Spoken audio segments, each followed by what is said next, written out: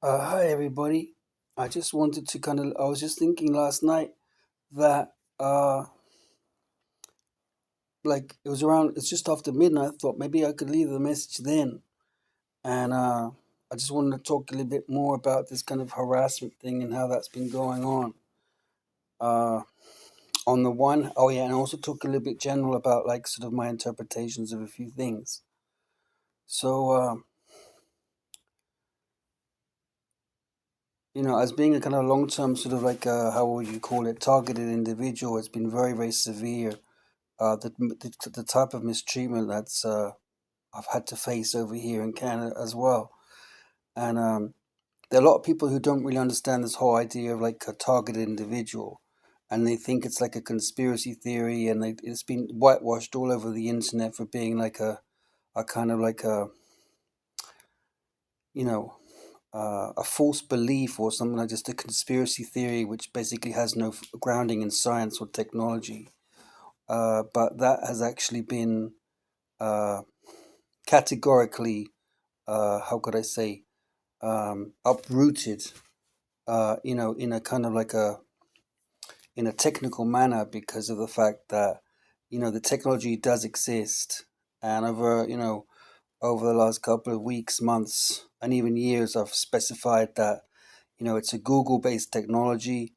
Uh, there are specific companies like, Google itself, and then you've got this other one called HAARP, and Signal Intelligence is also another one, and DARPA is also part of the United States program, for this sort of covert mind reading program sort of technology.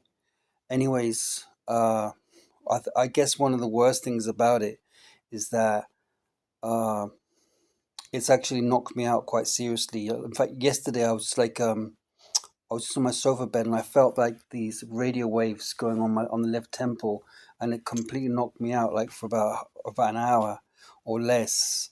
I was quite scary, because I've got like the brain injury, and I think that one day it's just gonna like, knock me out permanently. Which is, and there are times when I've been downtown, and I'm just like, because I practice my kung fu pretty much every day.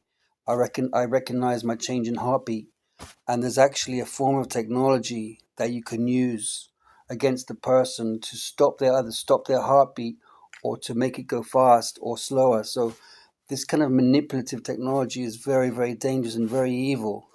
And it's not even supposed to be used in these kinds of environments. It's a military technology that you're supposed to use against the enemy, in a sort of like a combative, uh, how could I say, a combative environment. Uh, it's like a covert way of attacking a person, but you're not supposed to use it against a person with a disability, first of all. And second of all, you can't use it against civilians. So I am literally, technically speaking, I'm a civilian with security background, here in Canada at least. But I've got strong ties. I believe I've got strong background, proven background in, you know, uh, security type research, which I've done for many years on an unpaid basis. Um, I guess one of the most worrying things is the fact that, one is trying to recuperate from all these things, and one is still being attacked. And I think that's one of the worst things about it. It's like, you get put into even like a, special kind of housing, so to speak, and it even happens there.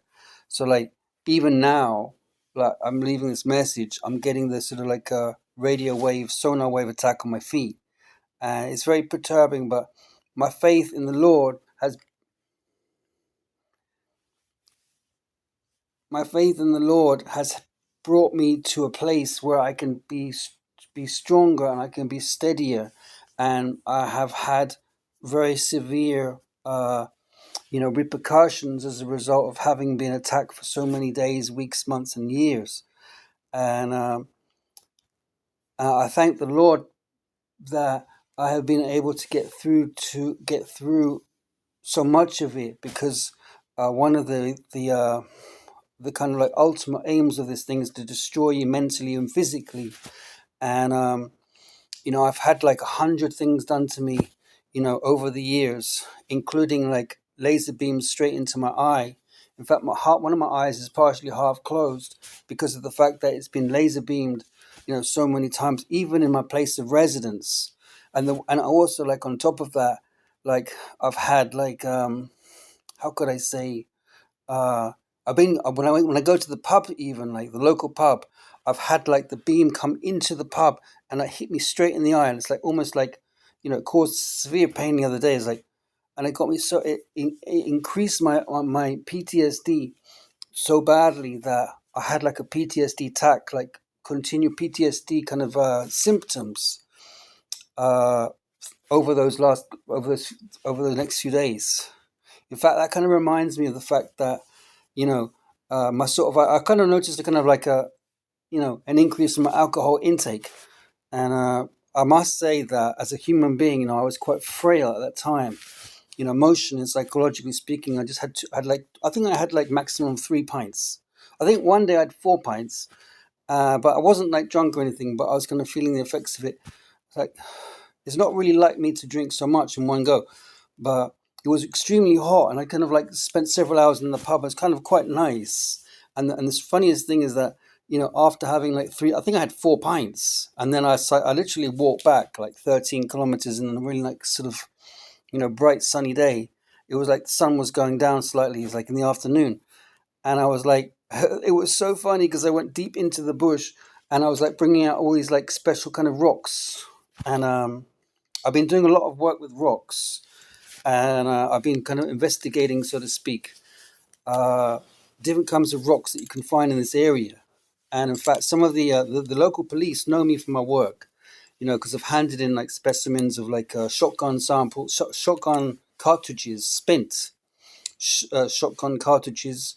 I've handed in dangerous weapons or things that could be used as dangerous weapons, and also materials that could be used in explosives. So it's been kind of like really weird, and it kind of draws me back to the fact that when I was living in Durham, Ontario, that I even found an unexploded bomb and knives and things like that, and also and also things that had actually been used in homicides, in potential homicide cases, and it was like pretty. So I got a bit of like a reputation, you could say, and kind of like reminds me of this last thing is that I've got this meeting coming up at the end of this month sometime, and I'm supposed to be speaking with like a higher up, so to speak, uh, about my work, my contribution to like, I could say it technically, so policing, because I've done like, I have actually opened up, a number of investigations myself. I know that for a fact because I feel like the work that I've done has enabled those things to take place, but I haven't received any like formal recognition for my work or any status. So I'm kind of like how could I say?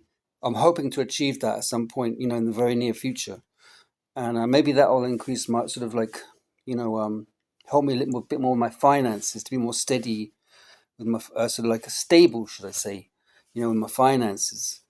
And kind of another thing is that spending so much time in the bush, uh, I've been able to kind of learn about nature a lot about nature, and I've seen some really amazing things in nature, and all of that has like helped to sort of like help me on my journey towards healing for PTS, post traumatic stress, because I had a lot of that when I was homeless, and I'm still going through like the aftermath of all that.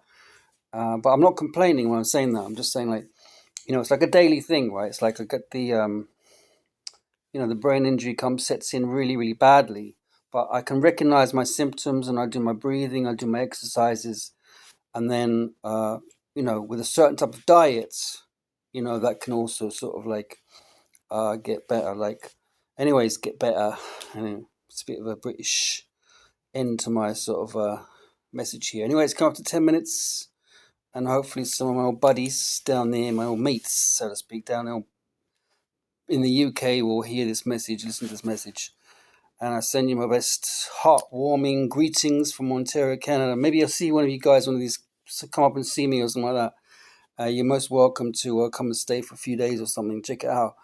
We go into the will, as I would say, go deep into the bush and pull out some, unusual things from the Ontario woods, the woods of Ontario, or the trails of Ontario. It's kind of got like very sort of mysterious kind of history to it.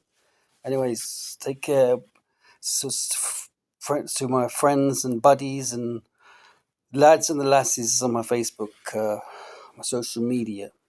God bless you all, by the way, and may you stay safe and strong in the Lord, as I say. It's like spiritually strong in times of duress.